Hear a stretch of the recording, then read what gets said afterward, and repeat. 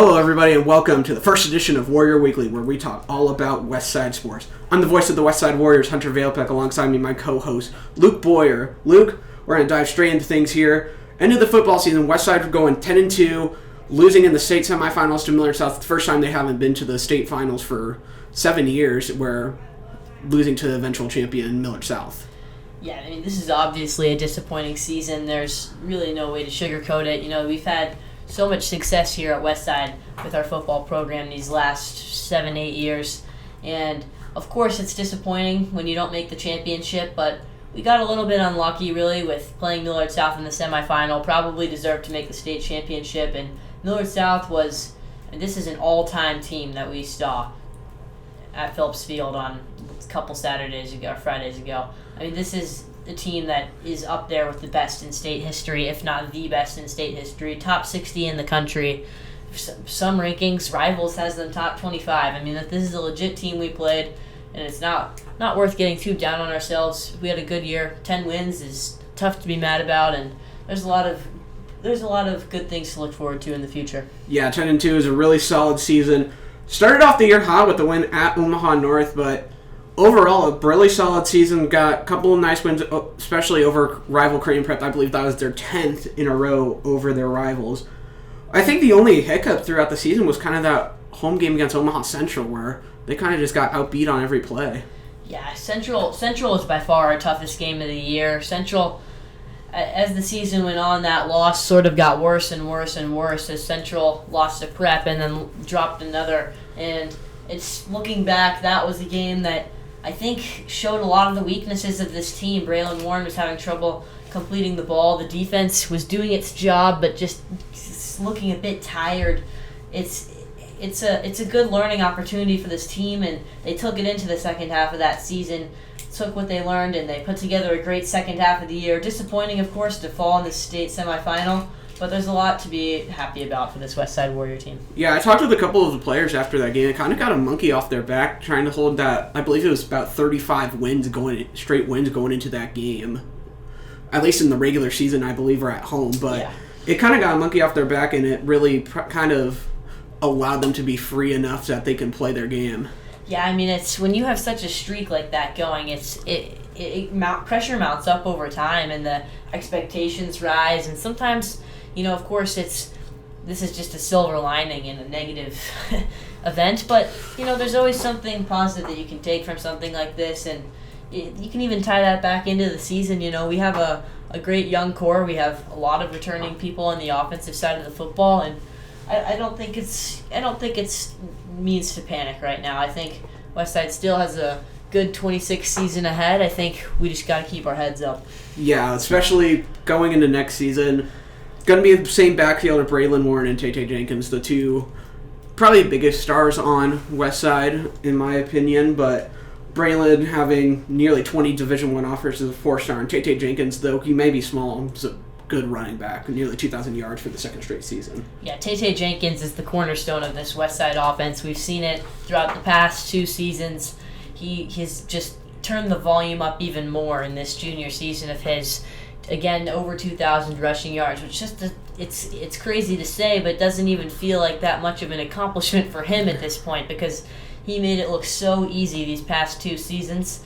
There's a lot to look forward to going into his senior season, expecting the best, and I think we're going to see there's better to come from Tay Jenkins, even though what we've seen has already been so good. And then receiving-wise, the top 3 receivers for Westside, Mo Purify, Eli Johnson, Bryson Williams, all of them are seniors, all of them will be graduating. So I think that's probably going to be the biggest question mark going into next season, at least on the offensive side.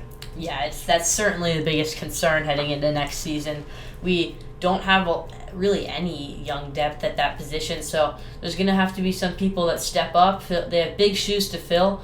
This is Mo Purify, Eli Johnson, and such have been, I mean, just huge pieces for this Westside offense. Throughout the past, Eli Johnson's been here a couple of years. Mo Purify came here this year, really turned up, played well, and there's big shoes to fill out on the perimeter. And then with Millard South winning the state finals, they are state championship winners. Westside probably coming in 3rd or 4th, losing in that semifinal. Papia South getting the state runner-up, but going into next season, Luke, I want to talk with you about. There's going to be a new format. No more districts anymore, so you're not grouped up with a team of 5 other teams that you at least have to play once per year. It's kind of free scheduling, and it'll allow Westside to play some of the topper teams in Nebraska, like the Miller South or an Elkhorn South or Creighton Prep, and allow teams like Benson to play Northwest, Buena Vista, Omaha South. Yeah, I think, well, when you have Westside, playing 3 top 10 teams in the state, top 5 actually, plus the Central game, and then you have, Millard South, who, they go to Vegas, they win that one, gets forfeited, whatever. That's a whole different conversation. And they basically play nobody for the rest of the year. They basically just get a bunch of practice games, and it's not fair.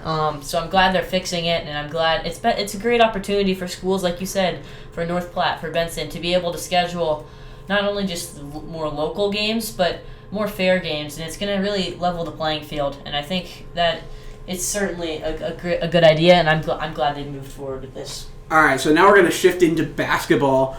First game of the season for both boys and girls is tonight. It's an exhibition game, and at the time of recording this, they still have not played it yet, but Westside boys will play the Elkhorn Antlers here at Westside, and the girls will go play Elkhorn North at Elkhorn North. But we'll start with the boys. Coming up, it's the Jamboree tonight against Elkhorn. Yeah, it's just an exhibition game, so for this, we need to settle in, see how the team's looking. There's, again, per usual with Westside Sports, big expectations on this team going into this season. The prospective number 1 preseason ranked team by Max Preps and by the coaches in the state of Nebraska. I think, this is, no matter how this game ends up going tonight, just need to not overreact. This is a great team, tons of young talent, tons of returning talent. This is a huge season, really, that we have potential for. And this could be a huge step forward for boys basketball here at Westside.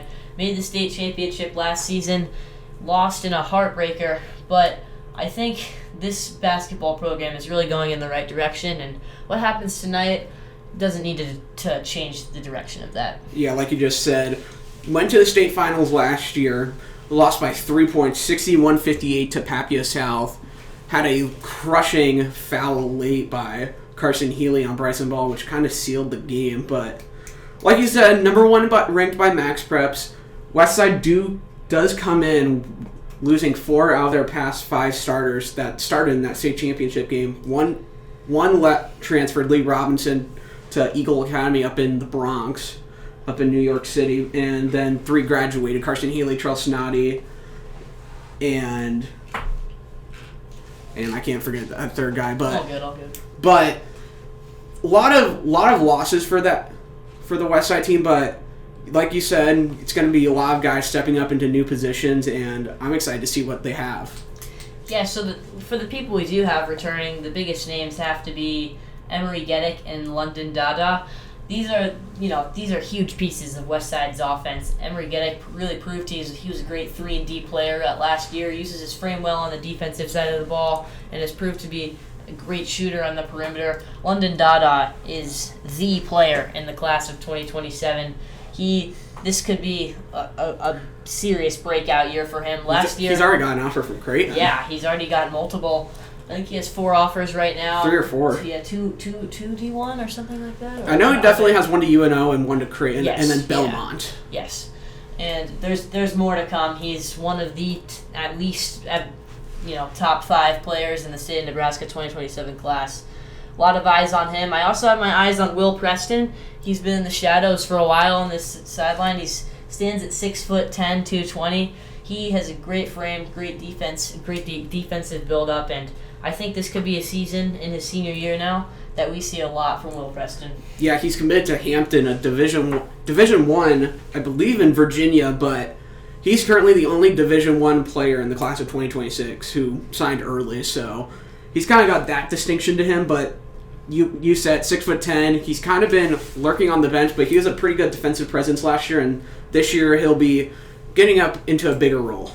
Yeah, in the minutes we did get, and I don't want to call it garbage time, but later time in the game, he looked great, and I think people have been sort of eyeing him for a while. He's in his senior year now, just been waiting for his moment. This is his time, and this is his moment to shine, and I think he will. Yeah, I believe the starting five will be Monte Brown, Donnie Barfield, 2 seniors who probably will be running the forwards. Emery Geddick, who's the only returning starter from last season, along with Will Preston being down low. The only question mark is going to be that point guard spot. My initial predictions would be senior point guard Jack Hawkins, who's been kind of an anchor for this team for these past couple of seasons.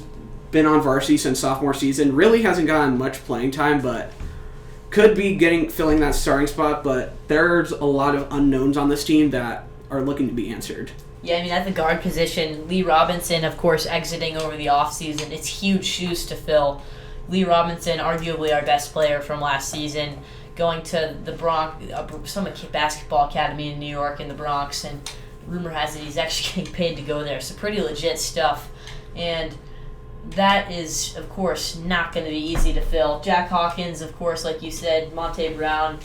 There's quite a few people that are really going to need to step up because there is a big hole in this offense that really needs to be filled because Lee Robinson was such a dynamic player last year. He could really do everything on all sides of the offense. Some flashy plays, great quick hands, great steals. I think it's going to be tough. I think we're going to miss him this season. Yeah, one of my favorite memories from last year is him hitting that buzzer beater against Prep in the Metro Conference semifinals. But I do want to go into a couple of these important games for Westside, only a few though. First one coming in January, the start of the new year on the 9th, it'll be against Creighton Prep here at Westside. This is a huge game. These are 2 basketball programs that are on the rise. We saw 2 great games from them last year. Westside won both, but they were both as close as it gets. One of them, as you said, came down to a buzzer beater. Another one came down to 3 late free throws. This is exactly what you want to see. 2 rivals going at it, top of the state battle. It's just great. Yeah, Tori and Carter Brown and the Junior Jays are going to look to get their revenge against the Warriors at Westside. And I went to the game last year at Creighton Prep.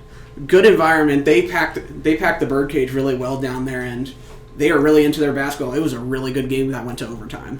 The birdcage is legit, I must admit. It's a good student section. It's a good student section.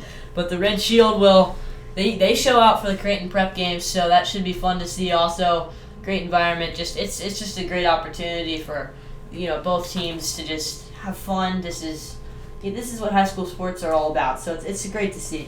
And then, not as good of a team this year as last year, but Papio South and Westside will bout once again here at Westside as the Warriors look for their revenge for coming off of state. Yeah, Papio South is losing, they lost quite a few people in the offseason, of course, losing their best player also. That I think the whole state knows his name by now. Braxton Ball. Yep. And I think Westside, even though we lost 4 of our 5 starters from last season, there's a lot of people that will be starting that saw that game and were on the team for that game and know the sting of how that heartbreaking loss felt. And I think they're going to be ready to get their money back. And then one last game I want to dive into is Valentine's Day, February 14th, against Lincoln North Star. When I talked with head coach Jim Simons, he said they were probably the second best team in the state right now behind Westside. Having a lot of good players led by junior Jordan Castor, who's been rising ever since his freshman year. But that game will be played at a neutral site in Grand Island. I think Jordan Castor can really speak for the whole for the team as a whole, and that this team has sort of just been building up for this season for a while. They've had a lot of young players, a lot of young talent. This is sort of feels like the breakout year for them. North Star's just sort of been waiting and waiting. They've had a lot of good freshman and sophomore talent. Now they're becoming upperclassmen. Now this is sort of their moment. And I think, as you said, Coach Simons, and I'm sure quite a few other coaches around the state of Nebraska are expecting a big season from Lincoln North Star, and I think we're going to see it.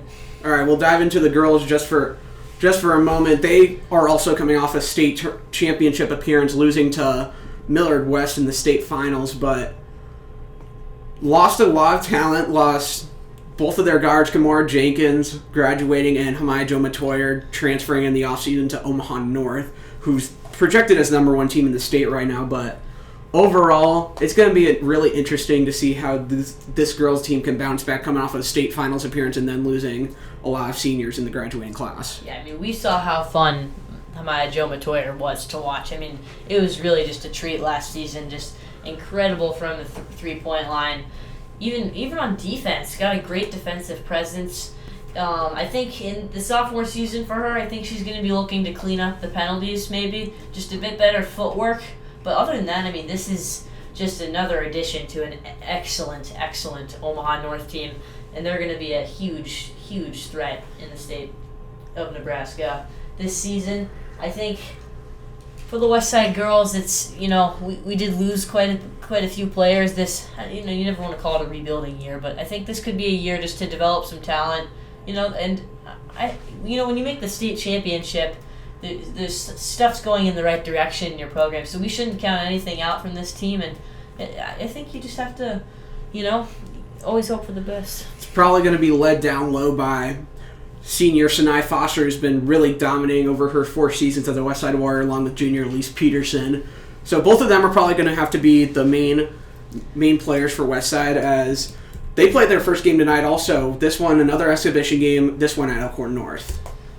Yeah, I mean, this is, with these exhibition games, this is really just a great opportunity to just, get things going, get the gears turning, and I think it's a good opportunity. I'm glad we're doing more stuff like this. I think, honestly, the scheduling in general, I'm just glad we're seeing, improved trends, because I think, I don't want to go back to it, but it's so frustrating when you see schools kind of like Omaha North, and yeah, it's just when you see schools like powerhouse sports schools like Omaha North, Miller South, whatever, whether it be football, basketball, going against these bad teams, and then it's just frustrating.